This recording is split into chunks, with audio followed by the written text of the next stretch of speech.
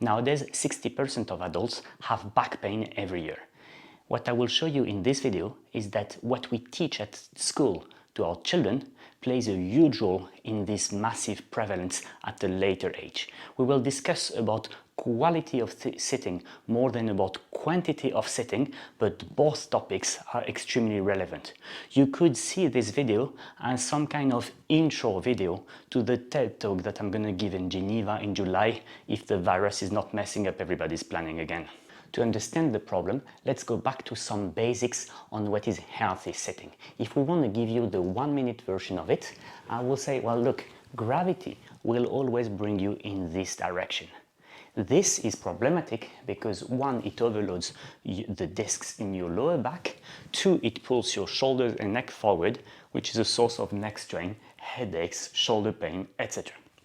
So you see, all this actually comes from the fact that your pelvis is rotating backwards. If you don't want this to happen, you need something strong behind your belt which will prevent your pelvis from turning.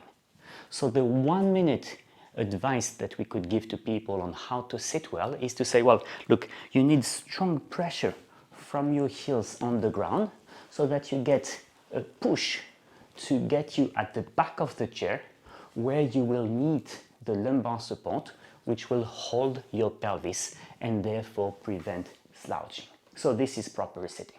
Okay? I need 3 elements for achieving this. At least 3 elements, but 3 elements are really critical. 1 element is I need the floor. Yeah? If there's no floor, I have no pressure to push me at the back of the chair. So element number 1, I need the floor. Element number 2, as I'm on my sitting bones, I need the seat pan to be comfortable, to be padded. Element number 3, I need something to hold my belt. I need a lumbar support. Now, let's look at what happens in our schools. Go to a school, primary school, and look at how children are sitting. Either they're hanging like that, therefore not against the lumbar support, or they try to have their feet on the ground, therefore they're away from the backrest and they're slouching. Why? Because all the chairs are at the same height, whereas we parents know that our children have very different sizes, exactly like we as adults have different sizes. The other thing we see at school is wooden chairs. Well, how do you want to stay on your sitting bones on a wooden chair for X hours a day? Not possible. Yeah? Element number 3 we see, or rather we don't see in the school chairs, is a lumbar support. There's usually a big gap where the pelvis should be supported, hence there's nothing to hold the bed of our children. And when teachers see them like this, which is an automatic reaction in such conditions, you could not be sitting well, they tell them, sit up straight. Result like this, which is the opposite, which is a hollow back, which is not healthier, which is difficult to hold, which is painful.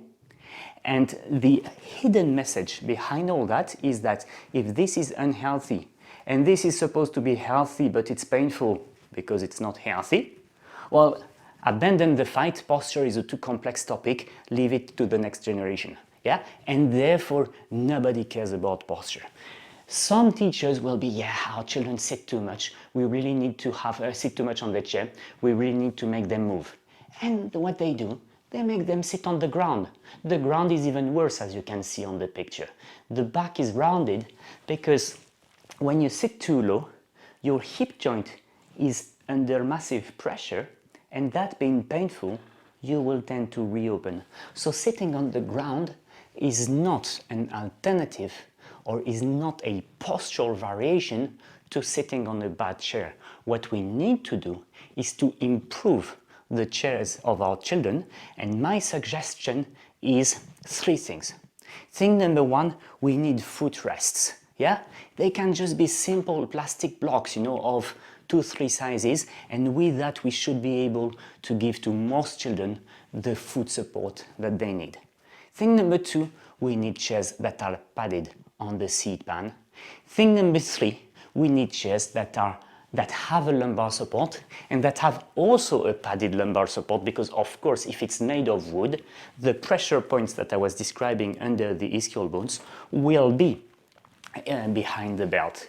So we need all that. The usual argument that I hear in schools is, yeah, but you know, with children it's difficult because the chairs always get dirty. Well, number one, vinyl is cleaned as easily as wood. Number two, children should be taught how to maintain their furniture in a proper condition. Number three, the cost, ultimate cost of 60% of the population having back pain and more than that having neck pain is much bigger than what you're sparing on buying wooden chairs rather than proper chairs. As you can see, this is a bit of an emotional topic for an occupational health professional like I am. I strongly regret that we professionals who see the health damages that are in the world of adults, musculoskeletal disorders in adults, are not consulted by people who work with children so as to work out together solutions that could, based on what we see in adults, help give good habits to children.